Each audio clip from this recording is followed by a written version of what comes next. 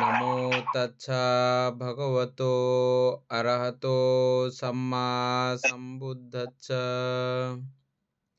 জগৎ পূজ্য মহাকারণিক তথাগত সম্যক সম্বুদ্ধ শ্রীচরণে কৃতজ্ঞ প্রণাম নিবেদন করে প্রজ্ঞাপারমিতে অংশগ্রহণকারী সকল উপাসক উপাসিকাগণের নিরোগ দীর্ঘায়ু সুখী জীবন তথা জ্ঞান বিমণ্ডিত জীবন কামনায় শুরু করতে চলেছি আজকের অভিধর্ম চর্চা ক্লাস।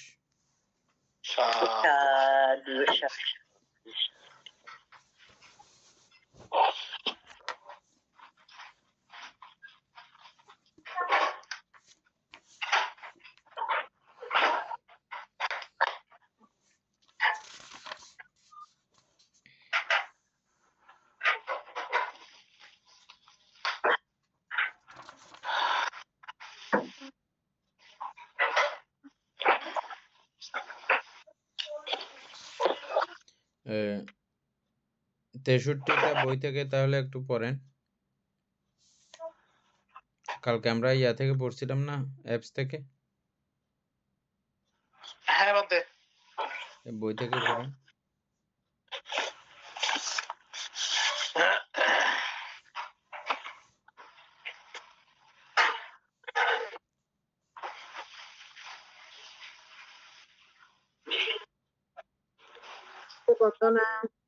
মঙ্গল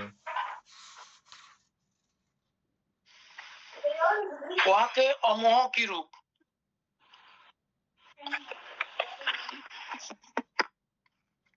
দুঃখে জ্ঞান, দুঃখ সমুদয়ে বা দুঃখ উৎপত্তির কারণে জ্ঞান, দুঃখ নিরোধী জ্ঞান, দুঃখ নিরোধগামী বা দুঃখকে নিরোধ করিবার উপায় জ্ঞান, পূর্বান্তে বা অতীত অবস্থা সম্বন্ধীয় জ্ঞান, অপরান্তে বা শেষ অন্ত সম্বন্ধীয় জ্ঞান, পূর্বান্ত পরন্তে জ্ঞান। এই হেতু প্রতীত্য সম্পাদ কার্যকারণ ধর্মসময় জ্ঞান, যাহা এইরূপ প্রজ্ঞা জ্ঞান বিচার ধর্ম বিচার তদন্ত দৃষ্টি তীক্ষ্ণ বুদ্ধি প্রত্যক্ষভাবে বিচারকরণ 1063 পাণ্ডিত্য পারদর্শিতা নিপুণতা চিন্তা পরীক্ষণ বুড়ি মেধা পরিজ্ঞান বিদর্শন সম্প্রজ্ঞান প্রতত প্রজ্ঞা প্রজ্ঞা ইন্দ্রিয় প্রজ্ঞাবল প্রজ্ঞাস্ত্র প্রজ্ঞা প্রসাদ প্রজ্ঞালোক প্রজ্ঞা জ্যোতি প্রজ্ঞা প্রদীপ প্রজ্ঞারত্ন অমোহ ধর্ম বিচার সম্যক দৃষ্টি, ইহাই বলা হয় অমোহ। এই তিনটি কুশল হেতু।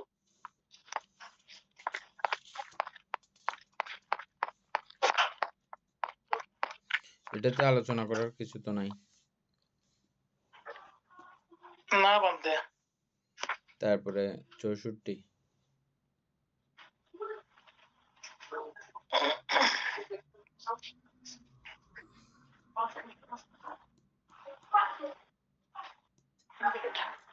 উহাতে তিন প্রকার অকুশল হেতু কি কি? লোভ দেশ মোহ। এটাতে আর নাই কিছু। তারপরে লোভ কি রূপ?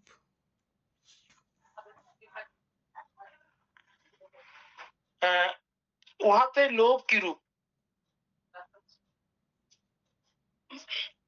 এটা বলতে কি এ থেকে পড়বো? অ্যাপস থেকে পড়েন। বানতে বলতো না মঙ্গলক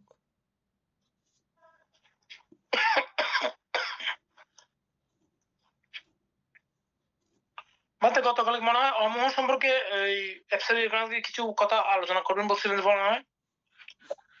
এখন তো দেখছি যে বই থেকে পড়ার পরে হ্যাঁ কমপ্লিট ঠিক আছে, অবশ্যই আলোচনা করেন। নাই তারও কারো যদি কোনো ইয়ে থাকে তাহলে আমরা 165 পড়তেছি। হ্যাঁ মঙ্গল। আচ্ছা, এই ক্ষেত্রে লোভ কিরকম আমি অ্যাপসে পড়তেছি। লোভ লালসা অনুনয় অনুরোধ খুশি, এটা বলা হচ্ছে নন্দী। খুশির প্রতি লোভ নন্দী রাগ, চিত্তে লোভ ইচ্ছা মূর্ছা গিলে ফেলা, লিপ্সা প্রচন্ড আকাঙ্ক্ষা, লেগে থাকা, পঙ্ক স্পৃহা, মায়া জননী, সঞ্জননী, দর্জিনী, প্রলোভিনী, প্লাবনশিনী, বিশালতা, সুতা, বিস্তৃতা, প্রলোচনাদায়িনী, সঙ্গিনী, উচ্চাকাঙ্ক্ষী, ভবরসী, যাচক, শক্তিশালী যাচক, সংসর্গ, স্নেহ, মমতা, প্রতিবন্ধু, আশা, প্রত্যাশা, প্রত্যাশিত অবস্থা, রূপের আশা, শব্দের আশা, গন্ধের আশা, রসের আশা, স্পর্শযোগ্য তথা গ্রাহ্য বিষয়ের আশা, লাভের আশা, ধনের আশা, পুত্রের আশা, জীবনের আশা, অস্পষ্ট স্বরে বলা, আরো অস্পষ্ট স্বরে বলা, অত্যধিক অস্পষ্ট স্বরে বলা, অস্পষ্ট স্বরে বলা, অস্পষ্ট স্বরে বলার অবস্থা, লোলুপতা, লোলুপতার অবস্থা, লোলুপিতের অবস্থা, অধীরতা, মনজ্ঞ বিষয়ে কামনা করা, যত্রতত্র উৎপন্ন তৃষ্ণা, বিষম লোভ, সূক্ষ্ম তৃষ্ণা, সূক্ষ্ম তৃষ্ণার অবস্থা, প্রার্থনা, অন্যের মতো একই বিষয় ইচ্ছা করা, সুষ্ঠু প্রার্থনা, কামতৃষ্ণা, ভবতৃষ্ণা, বিভব তৃষ্ণা, রূপ তৃষ্ণা, অরূপ তৃষ্ণা, নিরোধ তৃষ্ণা, রূপ তৃষ্ণা, শব্দ তৃষ্ণা, গন্ধ তৃষ্ণা,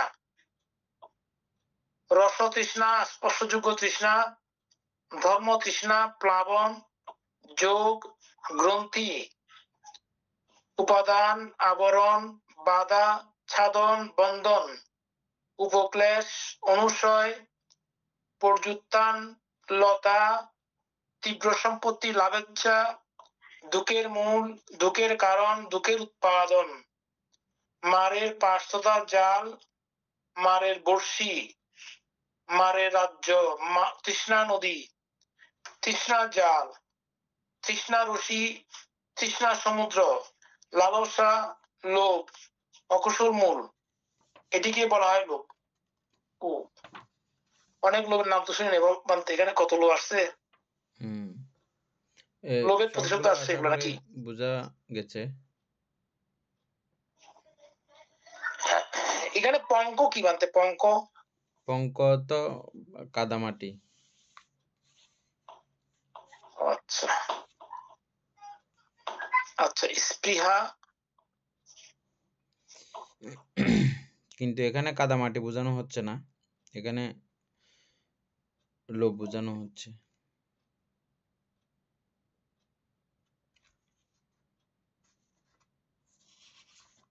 এটাই বোঝানো হচ্ছে বলতে? এখানে তো লোভের জন্য কথাটা আসছে না? হ্যাঁ, সেজন্য বলতেছে আর কি।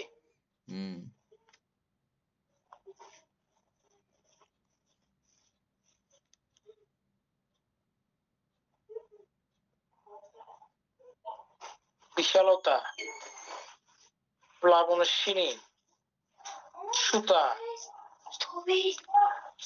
বিস্তৃতা, প্রবচনাদায়িনী, সঙ্গিনী, উচ্চাকাঙ্ক্ষী, ভবরসী, যাচক, শক্তিশালী যাচক, সংসর্গ, স্নেহ, মমতা, প্রতিবন্ধু।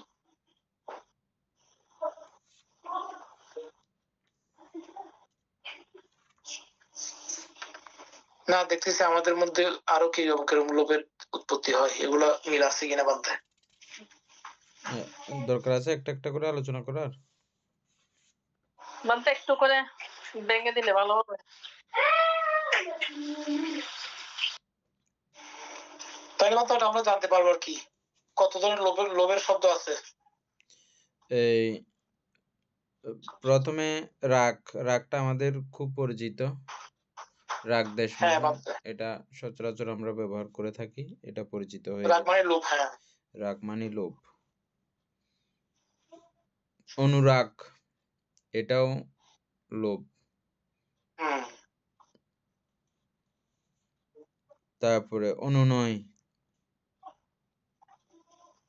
এটাও লোভের প্রতিশব্দ আর কি।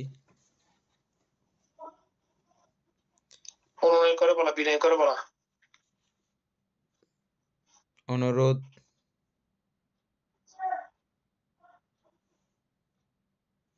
তারপরে আনন্দ। আনন্দ বলতে এখানে ইচ্ছা, আনন্দ বা ইচ্ছা দেওয়া হয়েছে বইয়ে। প্রগাঢ় আনন্দ মানে বেশি প্রবল ইচ্ছা। চিত্তের অনুরাগ,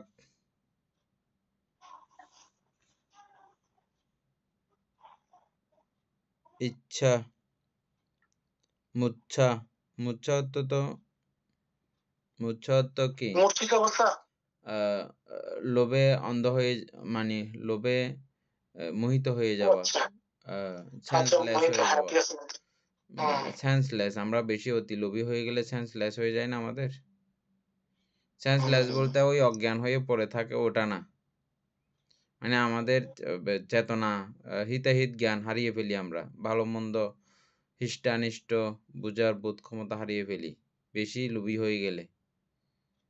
এটা আমার করণীয়, এটা আমার অকরণীয়, এগুলো ভুলে যাই, ওই ক্ষেত্রেই মূর্ছা। আচ্ছা, হ্যাঁ। তারপরে অবসান,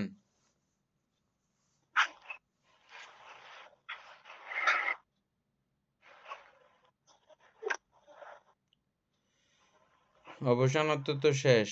এখানে অবসান বলতে কি বোঝায়? অবসান, অবসান অর্থে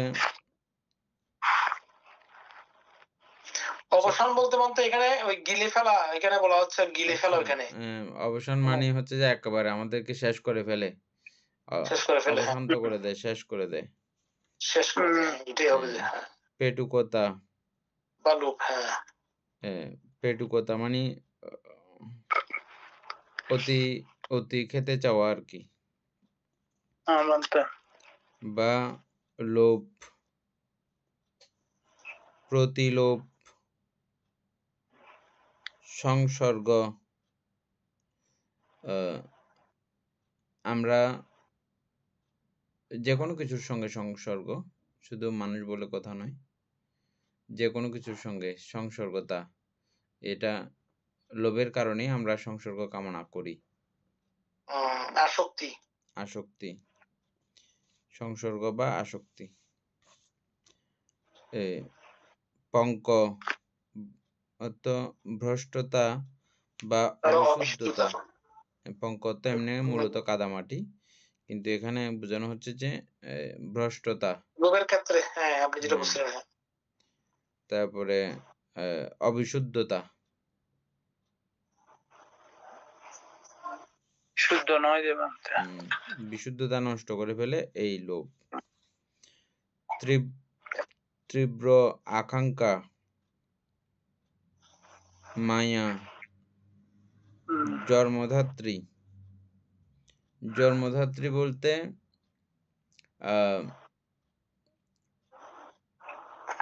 যে কোনো কিছুর অকুশলের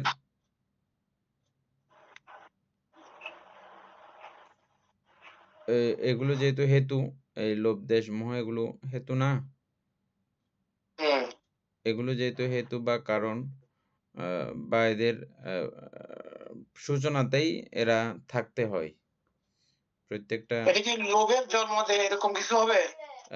না, অর্থাৎ ওই লোভটাই হচ্ছে যে জন্মদাত্রী, মানে ওই যে ওই দৃষ্টিকোণ থেকে আর কি। লোভ দেশ মোহ তিন হেতু মূল না এগুলো, যেহেতু তারা মূল মূল মূল হেতুতেই জন্মদাত্রী। জন্মদাত্রী মানে জন্মদাতা আর কি। কিসের জন্মদাতা? অকুশলের জন্মদাতা। হুম অকুশলের জন্মদাতা এই সেই অর্থে, বা মাতা। লোভ দেশ মোহ এগুলো মাতা না অকুশলের, হ্যাঁ বান্তে। ওই সেই অর্থেই। তারপরে সঞ্জননী, সঞ্জননী সঞ্জননী। অর্থ তাও জননী মা এ জাতীয়, হ্যাঁ, বা উৎ- উৎপাদনকারিণী, মানে সঞ্জননী বা উৎপাদনকারিণী। তারপরে মেয়ে, নয় যে তীব্র। মেয়ে দর্জি, দর্জি অর্থ হচ্ছে যে সেলাই করা, মানে সংযুক্ত করে দেওয়া। আহ, আহ, বান্ধব আমরা তীব্র কামনা লিখে দাও। হ্যাঁ, সংযুক্ত করে দেওয়া বা তীব্র কামনা আকাঙ্ক্ষা। আমরা সংযোজন দেখেছি না, এই সংযোজনের কাজ করে দর্জি অর্থ মানে সেলাইয়ের ব্যাপার, সংযুক্তকরণের ব্যাপারটাকে এখানে বোঝানো হচ্ছে আর কি।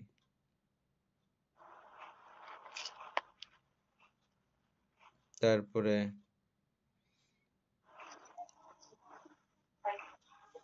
কামনা, তীব্র কামনা। তারপরে নিঃসরণতা, নিঃসরণতা মানে কি?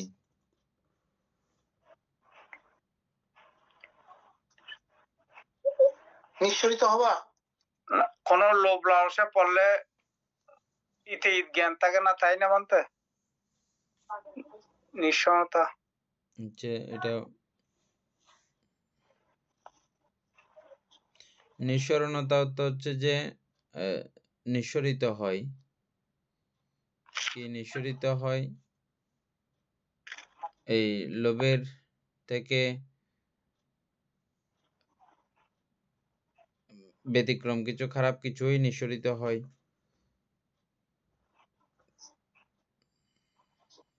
যাই হোক, এটা থাক। তারপরে আসক্তি বা আসক্তি তীব্র বা তীব্র আকাঙ্ক্ষা, আকাঙ্ক্ষা। সূত্র ব্যাপ্তি। সূত্র বলতে, সূত্র বলতে সুতা, মানে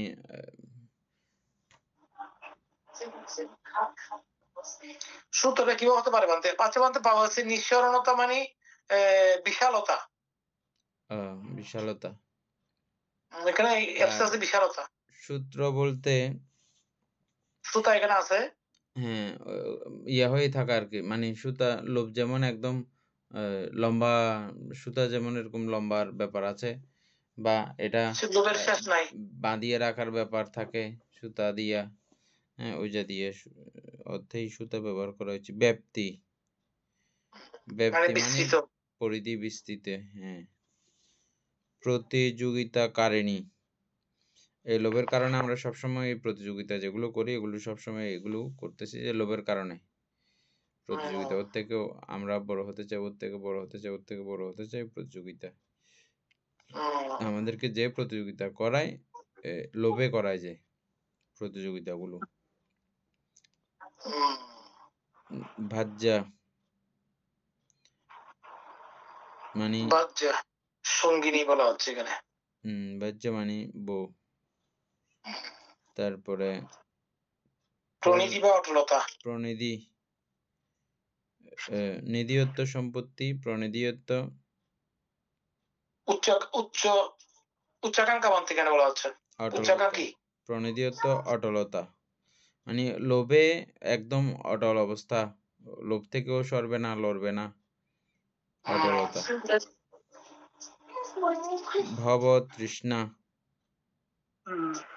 অরণ্য। অরণ্য মানে এখানে অরণ্যে গেলে,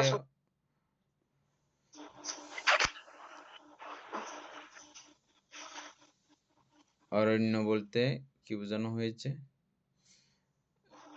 সার বা সম্যক কিছু, ভালো কিছু নাই। অরণ্য যেমন এগুলো জঙ্গল, অপ্রয়োজনীয়, অরণ্য, জঙ্গল, অপ্রয়োজনীয় ওই অর্থে। বলবতী ইচ্ছা, অরণ্য, বলবতী ইচ্ছা, মনিষ্ঠতা। মনিষ্ঠতা। মনিষ্ঠতা মানে কি? উপাসিকা গুগলে দেখেন মনিষ্ঠতা। স্নেহ, অপেক্ষা। মনিষ্ঠতা মানে কি? সংসর্গ। ঘনিষ্ঠতা হলে সংসর্গ হবে, মনিষ্ঠতা হলে কি হবে? যে মনের ইষ্টতা, মনের মিষ্টতা, হ্যাঁ, মনের ঘনিষ্ঠতা আর কি, মানসিক স্নেহ। স্নেহ এটাও কিন্তু লোভ। তারপরে অপেক্ষা, আমরা যে অপেক্ষা করে থাকি এটাও লোভ থেকেই হয়। প্রতিবন্ধু বা ঘনিষ্ঠ বন্ধু। ঠিক আছে। আশা বা বলবতী ইচ্ছা। ইচ্ছা, উৎসুকতা, রূপের প্রতি আশা। ইচ্ছা বা উৎসুকতা, শব্দের প্রতি, গন্ধের প্রতি, রসের প্রতি, স্পর্শের প্রতি ইচ্ছা। লাভের ইচ্ছা, কোনো কিছু লাভ করার ইচ্ছা। ধন আশা, ধনের আশা আর কি, ধন পেতে আশা করেন। পুত্র লাভের ইচ্ছা, জীবিত থাকার ইচ্ছা। পেটুকতা বা লোভ, চাওয়া, অনুনয় বিনয় বা আকাঙ্ক্ষা, ইচ্ছা বা উৎসুক লাভের কথা। লোভত্ব বা পেটুকত্ব, লোলুপ্য বা লোভ, লোলুপ্য হওয়া, লোলুপ্যতা, জিজ্ঞাসাবাদ বা অনুসন্ধানতা, বুদ্বুৎপত্তি, লোভের আকাঙ্ক্ষা। ঠিক আছে, এগুলো সব। তারপর 66।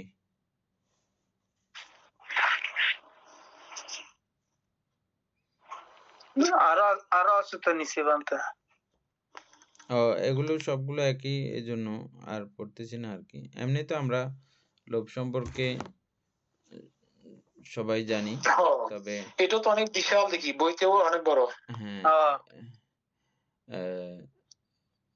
এই লোভ, এই লোভকে আরো ভালো করে আপনারা চিনতে পারবেন, আরো সূক্ষ্ম থেকে সূক্ষ্মতর অবস্থায়ও চিনতে পারার কথা বা জানার কথা, এই কারণেই যে আমরা রূপবচর সবকিছু ত্যাগ করে যখন কামবচর সবকিছু ত্যাগ করে যখন রূপবচরে যখন উপস্থিত হই, সেখানেও যে লোভ আছে, ওই অবস্থাগুলোর প্রতি লোভ আছে, এবং অরূপবচর ওই অবস্থাতেও যে লোভ আছে, ওটা আমরা দেখেছিলাম, আলোচনা করেছিলাম ওই চিত্তগুলো আলোচনা করার সময়, মনে আছে?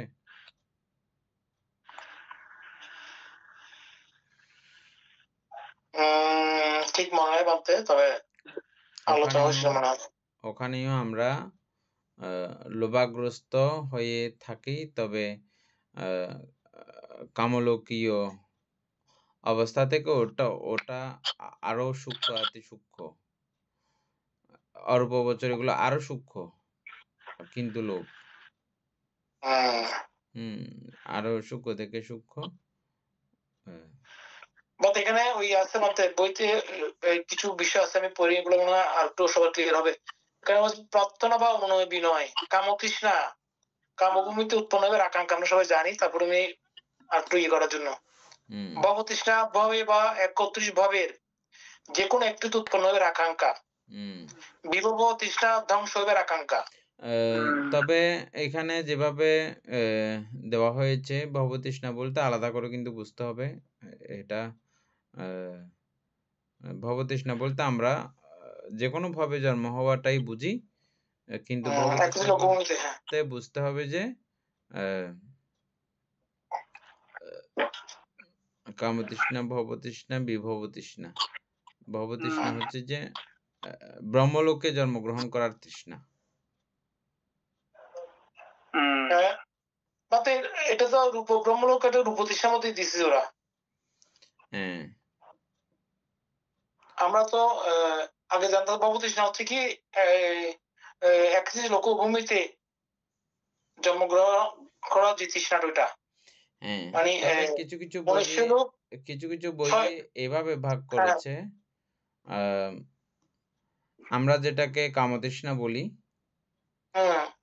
কামলোকের প্রতি তৃষ্ণা, এটাকে এভাবে বোঝানো হয়েছে, বেঁচে থাকা অবস্থায়, আমি এখন মনুষ্যলোকে বেঁচে আছি, এই বেঁচে থাকা অবস্থায় পঞ্চকাম গুণের প্রতি আসক্তি বা তৃষ্ণা, এটাকে কামতৃষ্ণা হিসাবে চিহ্নিত করা হয়েছে। এবার ভবতৃষ্ণা চিহ্নিত করা হচ্ছে যে এভাবে, আমি এই জন্মে এটা কমপ্লিট করতে পারি নাই বা করেছি, এটা আমার আরো পাওয়া চাই, আরো জন্মান্তরে, ও আমি পেতে চাই। এরকম যারা আশাবাদী থাকেন, এটা পুনরায় ভবের কথা যেহেতু আসছে, পুনরায় জন্মের কথা যেহেতু আসছে, ওই সূত্র ধরে এটাকে ভবতৃষ্ণা বলা হয়। হ্যাঁ, তারপরে বিভবতৃষ্ণা হচ্ছে যে ওই যে ইচ্ছামতো করা, কোনো কিছু বিশ্বাস না করা, খাওয়া দাওয়া ফুর্তি করা, যা ইচ্ছা তা করো, কোনো অসুবিধা নাই, ওই রকম মানসিকতাকে ভবতৃষ্ণা। তাইলে বিভবতৃষ্ণা। ভবতৃষ্ণার ব্যাখ্যা বিভিন্ন জায়গাতে বিভিন্ন রকম করে আছে। তাহলে এখানেই আমরা পাচ্ছি কিরকম, রূপভবের প্রতি তৃষ্ণাগুলো আলাদা করে চিহ্নিত করা হয়েছে এখানে। রূপভবের প্রতি তৃষ্ণা আলাদা করে বলা হয়েছে। হ্যাঁ, তো যাই হোক, যেটাই হোক না কেন, অসুবিধা কিছু নাই। কামতৃষ্ণা বলতে কামলোকের প্রতি তৃষ্ণা, ভবতৃষ্ণা বলতে রূপভব এবং অরূপভব দুইটাকেই বোঝানো হয়, মানে দুই ব্যাখ্যা দুই রকম। যেটাই বলুক না কেন, এটা যেন মানে আপনার কনফিউশন হওয়ার দরকার নাই। এত কনফিউশন হতে হবে এরকম বিষয়ও এটা না। হ্যাঁ, তারপরে তাহলে 1066 পড়বো তো নাকি? হ্যাঁ,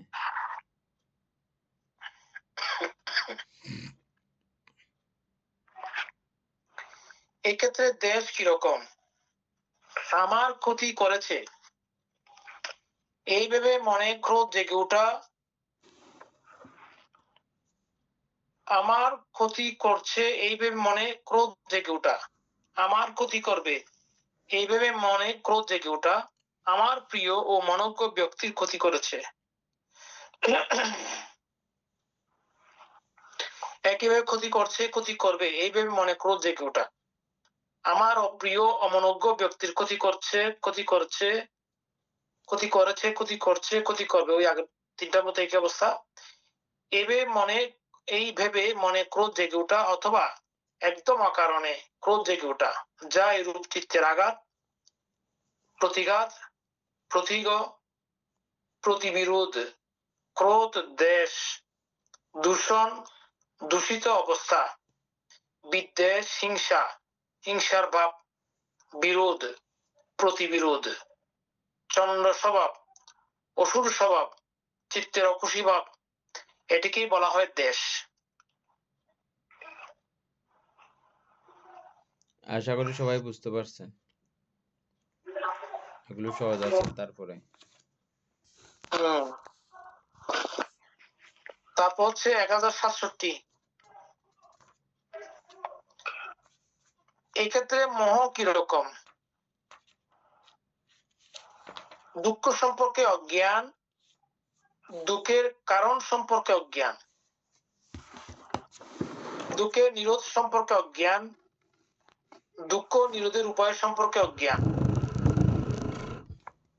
অতীত সম্পর্কে অজ্ঞান, ভবিষ্যৎ সম্পর্কে অজ্ঞান, অতীত ও ভবিষ্যৎ উভয় সম্পর্কে অজ্ঞান, জন্ম জরা মরণাদি অবস্থা কারণ সাপেক্ষে উৎপন্ন ধর্মগুলোর সম্পর্কে অজ্ঞান, যা এরূপ অজ্ঞান, অদর্শন, অনুপলব্ধি, অননুবোধ, অনিত্যাদি বসে না বুঝা, যা রাজ্য সত্যকে না বুঝা, অনিত্যাদি বশে গ্রহণ না করা, অনিত্যাদি অনুধাবন না করা, সমানভাবে না দেখা, নিজের বা পরের কর্মকে প্রত্যক্ষ না করা, চিত্তের কলুষতা, রূপকতা, অসম্প্রজ্ঞান, মোহ, প্রমোহ, সম্মোহ, অবিদ্যা, অবিদ্যা প্লাবন, অবিদ্যার যোগ, অবিদ্যা অনুসয়, অবিদ্যার দখলে চলে যাওয়া, অবিদ্যা মুখিতা, মোহ অকুশল মূল। এটিকেই বলা হয় মোহ। এই তিনটি হচ্ছে অকুশল হেতু।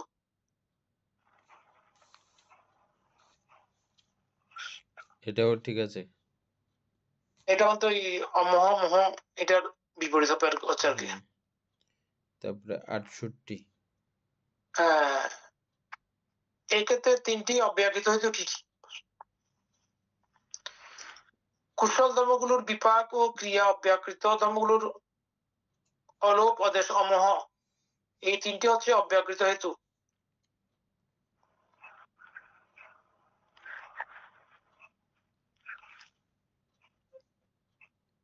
উনসত্তর, এক্ষেত্রে 9টি কামগোচর হেতু কি কি? 3টি কুশল হেতু, 3টি অকুশল হেতু ও 3টি অব্যাকৃত হেতু। এই 9টি হচ্ছে কামগোচর হেতু।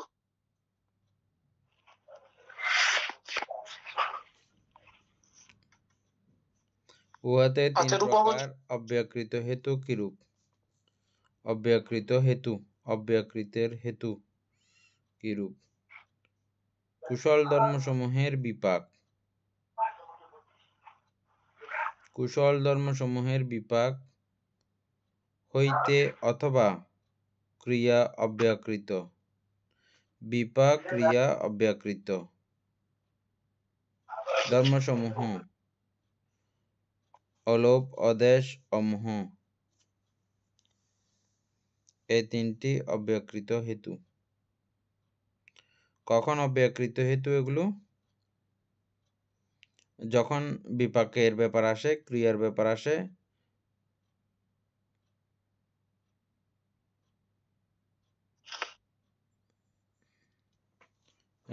আবার পর্যন্ত অ্যাপস থেকে এটা 68টা।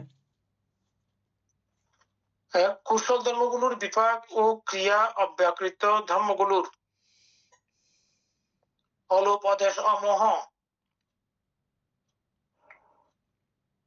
এই 3টি হচ্ছে অব্যাকৃত হেতু। মানে যখন কুশল ধর্মগুলো বিপাক প্রদান করে তখন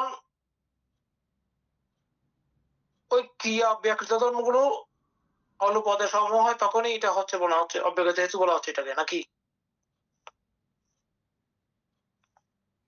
সুকুমার বাবু কি বুঝছেন?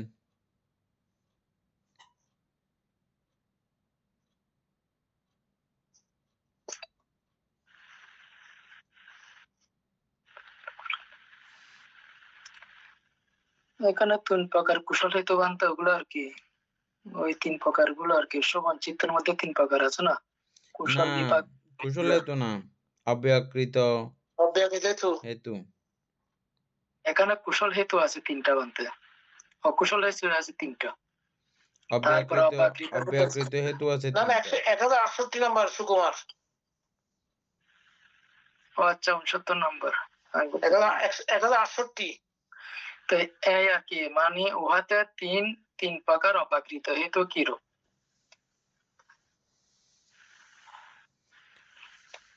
বিপাক, ক্রিয়া, অব্যাকৃত, অব্যাকৃত ও অব্যাকৃতর হেতু। বিপাক, ক্রিয়া, বিপাক এবং ক্রিয়া।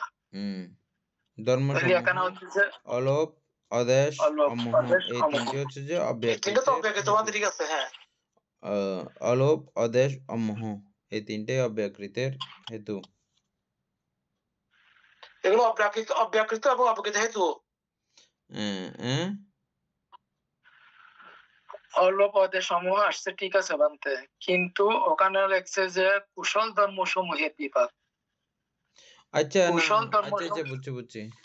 এটার জন্য হয়ে গেছে যে অকুশলের বিপাক হইলে তখনও সেটাও অব্যাকৃত। এটা তো আমরা কুশলের মধ্যে আছি, তো কুশল নিয়ে পড়তেছি, সেজন্য বলা হচ্ছে এই চিত্তের হিসাব এখানে। ঠিক আছে, সমস্যা নেই। এখানে পুরো চিত্তার হিসেব এখানে এখানে কুশল চিত্তের হিসেবে চলতেছে এটা। হুম, এই জন্য। তারপরে কোন চিত্ত নিয়ে এই আলোচনাটা আসতেছে এটা নির্দিষ্ট করে লেখা হয়নি। মাতিকাতে ছিল, আমরা মাতিকা যেহেতু পড়ি নাই, মাতিকা মনে রাখতে পারতেছি না বলে এরকম হচ্ছে যে বান্তে আমরা 69। হেতু গুচ্ছ, এটা গুচ্ছ বলতেছি, গুচ্ছ। হ্যাঁ, হেতুগুচ্ছ হেতু গুচ্ছ। 69। 9টি কামবচন হেতু কি কি? 3টি কুশল হেতু, 3টি অকুশল হেতু ও 3টি অব্যাকৃত হেতু। এই 9টি হচ্ছে কামবচন হেতু।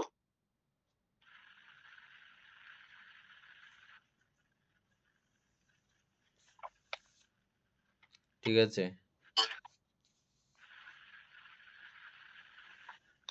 তারপরে 70।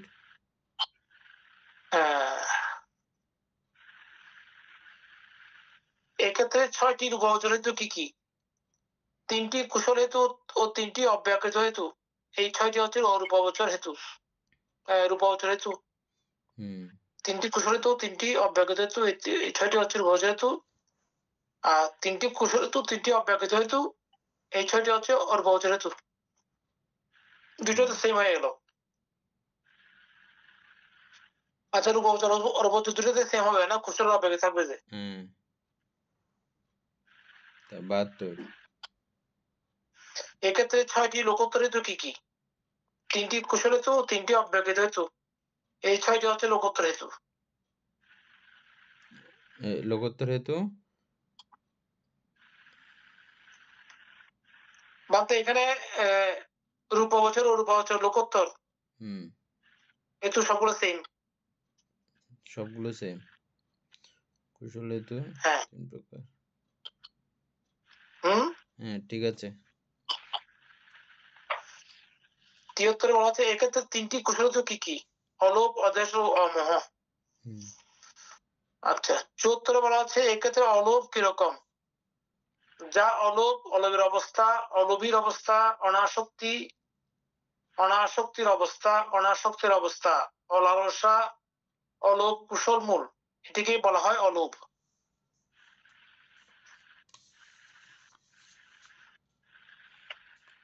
পঁচাত্তর। এক্ষেত্রে অদেশ কিরকম?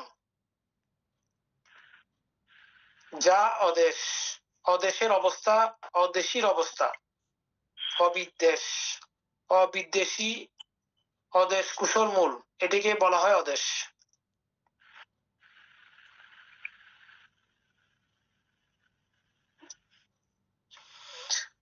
এই ক্ষেত্রে অমোহ কিরকম? মানে তো অমোহ, এটা তো আমরা আগে পড়ছিলাম, এটা সেম বিষয় এখানে দিচ্ছে, এখানে আর কিছু নাই। সেম। এরপরেরটা 77। এরপর আছে 1077, এক্ষেত্রে 3টি অব্যাকৃত হেতু কি কি? এগুলোই আগেরগুলো আর কি। হ্যাঁ, বাদ এগুলো আগের গুলোই। কুশল ধর্মগুলো বিপাক ও ক্রিয়া, অব্যাকৃত ধর্মগুলো হলো পদের সমূহ, 3টি হুম হচ্ছে অব্যাকৃত হেতু, এই 6টি হচ্ছে লোকোত্তর হেতু, এই ধর্মগুলো হচ্ছে হেতু। সবগুলো মিলে লিখে দিতে অনেক পারি। তারপরে 78। আচ্ছা, কোন ধর্মগুলো হেতু নয়? পূর্বোক্ত সেই ধর্মগুলো বাদে, বাদ বাকি কুশল, অকুশল ও অব্যাকৃত কামগোচর। অর্থাৎ রূপগোচর বলতে ওগুলো বাদ দিয়ে আর বাকিগুলো হেতু নয় আর কি, যেগুলো এতক্ষণ হেতু হিসেবে গণা হয়েছে বাকিগুলো হেতু নয়। ওই দিন আমরা বের করতে পারছিলাম নাকি কিছু কোনগুলো হেতু নয়?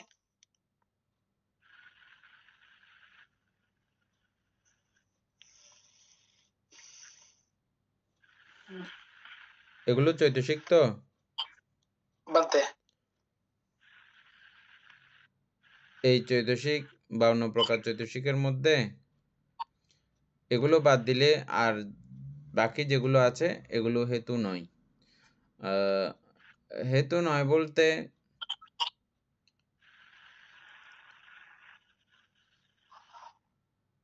সরাসরি হেতু না আর কি, কিন্তু সাহায্যকারী বা প্রত্যয়ও কিন্তু প্রক্ষান্তরে প্রত্যয়, কিন্তু হেতু কিন্তু। হ্যাঁ বলতে।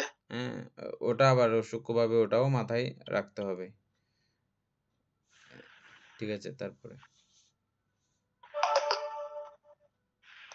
কোন ধর্মগুলো সহেতুক? ওই আগের নিয়মে পূর্বোক্ত সেই ধর্মগুলোর সঙ্গে যে ধর্মগুলো সহেতুক, বেদনা, সংজ্ঞা, সংস্কার, বিজ্ঞান, এই ধর্মগুলি হচ্ছে সহেতুক। কোন স- ধর্মগুলো অহেতুক? কেন বলা হয় সহেতুক?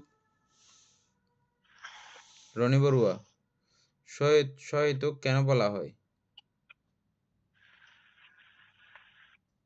সহেতুক মানে ওগুলা দিয়ে বান্ধে চিত্ত সংগঠিত হয়। উপাসক বলেন। বান্তে হেতু যুক্ত হয় বলে তো সহেতুক বলা হচ্ছে এখানে, তাই না? অর্থাৎ লোভদেশ মোহ অথবা অলোপদেশ অমোহ, এই 6টা হেতু যে কোনো হেতু যুক্ত হইলে তখন বলা হয় সহেতুক, মানে হেতু যুক্ত আছে। লোভ দেশ মোহ অলোপদেশ অমোহ না থাকলে তখন বলা হয় হেতু যুক্ত নাই, অহেতুক। আমরা অহেতুক চিত্ত পড়ছিলাম যে নিচে আছে মতো অহেতুক অবশ্য। কোন ধর্মগুলো অহেতুকও আছে? তারপরে কোন ধর্মগুলো অহেতুক? পূর্বোক্ত সেই ধর্মগুলোর সঙ্গে যে ধর্মগুলো অহেতুক, বেদনা, সংজ্ঞা, সংস্কার, বিজ্ঞান, 28 প্রকার, সমস্ত রূপ, অশিষ্ট ধাতু, এই ধর্মগুলো হচ্ছে অহেতুক।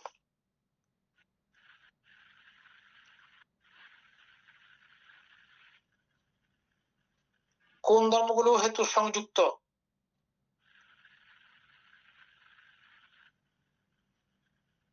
পূর্বোক্ত সেই ধর্মগুলোর সঙ্গে যে ধর্মগুলো সম্প্রযুক্ত, বেদনা, সংজ্ঞা, সংস্কার, বিজ্ঞান, এই ধর্মগুলো হচ্ছে হেতু সংযুক্ত। আর কোনগুলো হেতু বিযুক্ত? এগুলো আমাদের এভাবে দিয়ে দিচ্ছে, পূর্বোক্ত দিয়ে দিচ্ছে সবগুলো। ঠিক আছে। তো যেগুলোর সাথে যুক্ত হবে না সেগুলো বিযুক্ত। হ্যাঁ। তারপরে 83 হচ্ছে কোন ধর্মগুলো যুগপৎ হেতু ও সহেতুক? মানে যে ধর্মগুলো একসঙ্গে উৎপন্ন হচ্ছে আর হেতু সহ।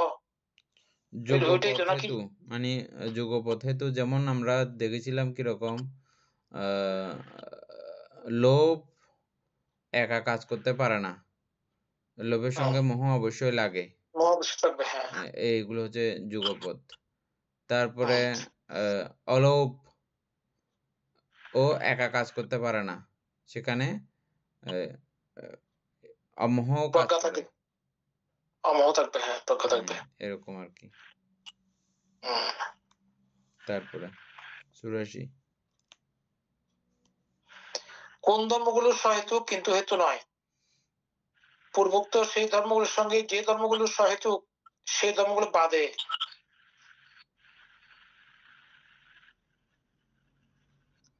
বেদনা, সংজ্ঞা, সংস্কার। বইয়ে লেখছে যে কি ধর্মসমূহ হেতুযুক্ত আর হেতু নহে কিরূপে, হেতুযুক্ত কিভাবে, হেতু নহে কিভাবে? সেই ধর্মসমূহ হইতে যে ধর্মসমূহ হেতুযুক্ত সেই ধর্মসমূহকে বাদ দিয়া বেদনা, সংজ্ঞা, সংস্কার, বিজ্ঞান, স্কন্দ এই ধর্মসমূহ হেতুযুক্ত আর হেতুযুক্ত নহে। বলেন তো এটা উপাসক সুকুমার বাবু কি বুঝছেন বলেন তো?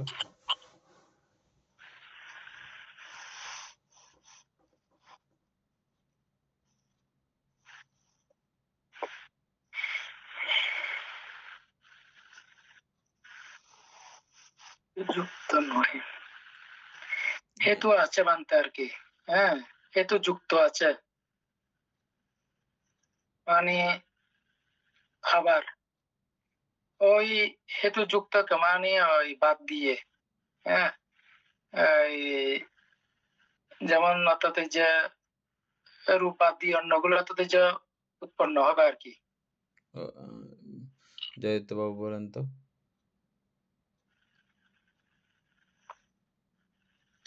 বান্তে এখানে সহেতুক তো আমরা একটু আগে আলোচনা করলাম, এটা যেগুলোর সাথে হেতু সম্পৃক্ত হয় ওগুলো সহেতুক। আর যেগুলোর সাথে যুক্ত হয় না ওইটা এখানে তো হেতুক আর কি, এগুলা যেগুলোর সাথে অহেতুক হবে আর কি এটা। এই যে আমরা বিজ্ঞান বললাম, বিজ্ঞান সবসময় কি হেতুযুক্ত? বিজ্ঞান তো হেতু যুক্ত হতে পারে বানতে, হেতু না হলে তো বিজ্ঞান যুক্ত হবে না। আর হেতু ছাড়া বিজ্ঞান যুক্ত হতে পারে কি? পারার কথা নয় বানতে। সুকুমার বাবু, হেতু ছাড়া বিজ্ঞান উৎপন্ন হতে পারে কি? পারে বানতে, অবশ্যই পারে তো। অবশ্যই পারে। হ্যাঁ, বেদনা, সংজ্ঞা, সংস্কার, বিজ্ঞান এগুলো হেতুতেও হয়, হেতু ছাড়াও হয়। হেতু ছাড়া উৎপন্ন হয়। হ্যাঁ, কিভাবে তবে বলতে? এই হেতু হচ্ছে যে আপনার ওই লোভদেশ মোহ, অল্পদেশ মোহ, ওই হেতু ছাড়া। ওই দিক দিয়ে যদি আবার সাহিত্যিক চিত্তের দিক যদি চিন্তা করি যায় বানতে, হ্যাঁ হুম, এদিক দিয়ে ঠিক আছে আর কি। সাহিত্যিক চিত্তে কিন্তু আবার ওই 59 পাকার না, হ্যাঁ, সেজন্য তো সেজন্য আমরা সম্প্রতীচ্য চিত্তকে, সম্প্রতীচ্য বিজ্ঞান, এটা তো বিজ্ঞান বলতেছি তো আমরা। বানতে তো ওই বিজ্ঞানগুলো হেতু নাই, অহেতুক ওগুলোর চিত্ত মধ্যে আছে না, অহেতুক চিত্ত পড়েছি না আমরা। হ্যাঁ হ্যাঁ এই অহেতুক চিত্ত বা অহেতুক বিজ্ঞান না এগুলো, এগুলোর মধ্যে হেতু নাই। হেতু নাই সেখানে, বুঝছেন এখন? অহেতুক গুলো বানতে ক্রিয়াগুলো না। না, চিত্তগুলো না, অষ্টাদশ অহেতুক যে চিত্তগুলো আছে এগুলো আর কি 18টা। উপেক্ষা সহগত চক্ষু বিজ্ঞান, আচ্ছা আচ্ছা আচ্ছা, হ্যাঁ ঠিক আছে, হ্যাঁ আর কি। 915, হ্যাঁ। আর সাহিত্যিক চিত্তগুলো ওই 18 পাকার মানে চিত্তগুলো বাদ দিয়ে, হ্যাঁ, আর অন্যগুলো হচ্ছে যে সব সাহিত্যিক চিত্ত। আচ্ছা ওভাবে অনেক বিজ্ঞান আছে, হ্যাঁ ঠিক আছে। হ্যাঁ, সেদিক। বেদনা, সংজ্ঞা, সংস্কার, বিজ্ঞান হেতু যুক্তও থাকে, হেতু ছাড়াও থাকে। ওকে, আর রূপ সবসময় অহেতুক। রূপ বাদ দিয়ে আর কি। রূপ কখনো হেতুযুক্ত হতে পারে না, রূপ সবসময় অহেতুক। 28 পাকার রূপ সবসময় অহেতুক। হুম, তারপরে কোন ধর্মগুলো যুগপৎ হেতু হেতু সংযুক্ত লোভ ময়ের সঙ্গে, যুগপৎ হেতু সহেতুক মোহ লোভের সঙ্গে হুম, যুগপৎ হেতু হেতু সংযুক্ত, দেশ ময়ের সঙ্গে হুম, হেতু হেতু সংযুক্ত, মোহ দেশের সঙ্গে হেতু হেতু সংযুক্ত। এই কথাগুলো খুব সুন্দর করে আমরা অর্থ সংগ্রহের মধ্যে পড়েছিলাম। সেখানে খুব হ্যাঁ সুন্দর ভাবতে হলো পদের সময় তিনটি পরস্পর। হ্যাঁ, তারপরে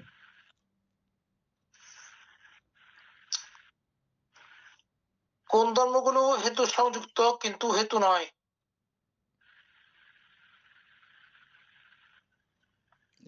এই জাতীয় কথাগুলো আগেও ছিল না এরকম? হ্যাঁ বানতে একটু মানে উলট পালট করে দিয়েছে যে এখানে মানি হেতু নয় অথচ হেতু যুক্ত। হেতু নহে, এই যে 87 না দাদা, না কত নাম্বার? না 86। 86। আচ্ছা, বইয়ের হেতু মধ্যে আছে সংযুক্ত যে, কিন্তু হেতু নয়। বইয়ের মধ্যে আছে যে ধর্মসমূহ হেতু হেতু সম্প্রযুক্ত, সম্প্রযুক্ত। অথচ হ্যাঁ। হেতুও নহে কি রূপে। ওই এটার মতো আর কি, যখন কি কিছুক্ষণ আগে বুঝে দিয়েছেন এভাবে, এটার মতো হ্যাঁ, এগুলো। অর্থাৎ আহ,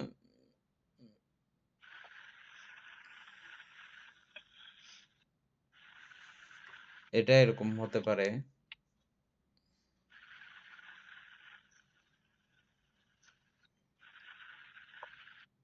এখন একটা সুন্দর উদাহরণ আসছিল, আবার ভুলে গেছি।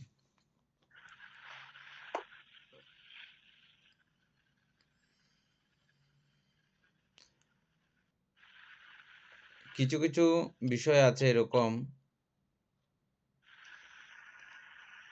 এটা লোভ দিয়েই সৃষ্টি হয়েছে বটে, কিন্তু আমি সেখানে লোভ উৎপন্ন করছি না।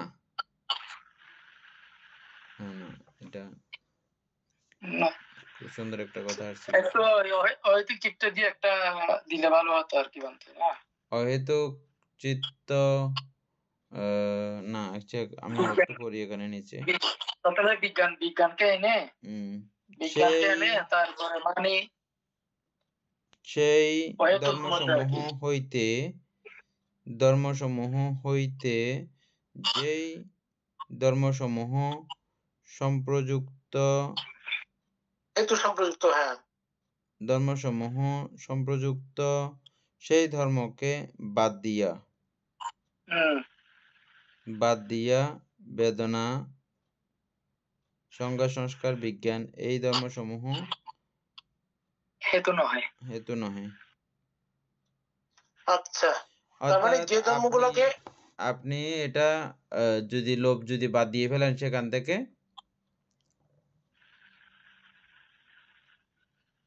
একই কথা, ওটার মতোই তো, সেম তো তাইলে, ওইটার মতো আর কি। ভিন্নতা তো নাই, ঘুরে ফিরে ওইটা আছে। ঘুরে ঘুরে ফিরে ওইটার মতোই। আচ্ছা, ওইটাকে আগে মানে আমরা আগে কানছিলাম ওই অহেতুক চিত্ত কানছিলাম, তারপরে বিজ্ঞানকে আসি। এখন বিজ্ঞানকে এনে তারপর অহেতুক চিত্তকে মানে সাজা দিলে মানে এটা মেতে মিলতেছে আর কি, উলট পালট। ওইখান থেকে হেতুটা সরা ফেললে হেতু থাকে না, সেটা আর কি। হ্যাঁ, সে ধর্ম থেকে। তারপরে 87 কোন ধর্মগুলো হেতু নয় কিন্তু সহেতুক? পূর্বোক্ত সেই ধর্মগুলোর সঙ্গে যে ধর্মগুলো হেতু নয় কিন্তু সহেতুক, বেদনা, সংজ্ঞা, সংস্কার, বিজ্ঞান এই ধর্মগুলো হচ্ছে হেতু নয় কিন্তু সহেতুক। এটা কি আবার? একই কথা, ওগুলোর মতোই।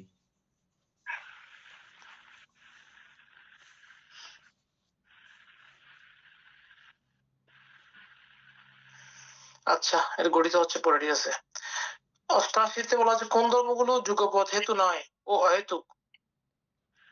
ওই যেমন মোহচিত্ত ও যুগপৎ না, মোহচিত্ত একাই কাজ করতে পারে না, হ্যাঁ বানতে সেটা। তারপরে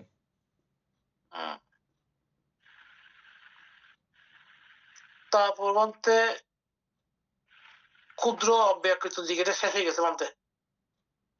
এটা কালকে শুরু করি বানতে নাকি? ক্ষুদ্রান্ত দুঃখ, ক্ষুদ্রান্তর, আমরা প্রশ্ন দেখি গুচ্ছ।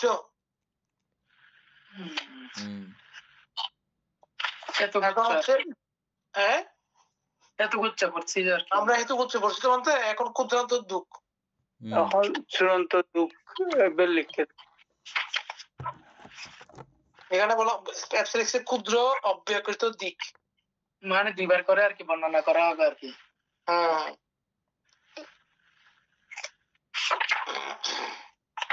রূপের মধ্যে অনেক চিন্তা কাহিনী আর কি।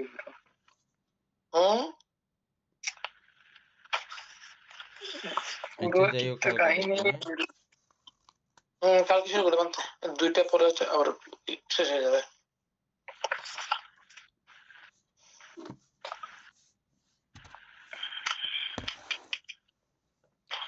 সদ্ধর্ম প্রাণ প্রিয় উপাসক উপাসিকা বৃন্দ, এতক্ষণ যাবৎ আমরা অভিধর্ম চর্চা করেছি। এতে আমাদের অপূরণীয় পুণ্য সাধিত হয়েছে। এই পুণ্যরাশি অনন্ত চক্রবাসী সত্যগণকে দান করছি, গুরুভান্তিদেবকে দান করছি এবং মাতা পিতাগণকে দান করছি। যারা আমাকে প্রতিনিয়তভাবে ধর্মচর্চায় সহযোগিতা করছেন তাদেরকে এই পুণ্যরাশি দান করছি। যারা আমাকে প্রতিনিয়ত চার প্রত্যয় আদি দান করেন তাদেরকেও এই পুণ্যরাশি দান করছি। এই পুণ্যরাশির কাছে আমরা প্রত্যেকেই প্রার্থনা করব নির্বাণ লাভ অবধি অসৎ ব্যক্তি, মূর্খ ব্যক্তি, পাপমিত্রের সংসর্গ লাভ না করে সদা সর্বদা জ্ঞানদর্শী কল্যাণ মিত্রের সান্নিধ্য সংসর্গ লাভ করতে সক্ষম হই, এই রূপ সাধু কামনা পোষণ করে আজকের মতো ক্লাস এখানেই সমাপ্ত করছি। সাধু সাধু সাধু ও কাশা দ্বারা প্রেরণা কথা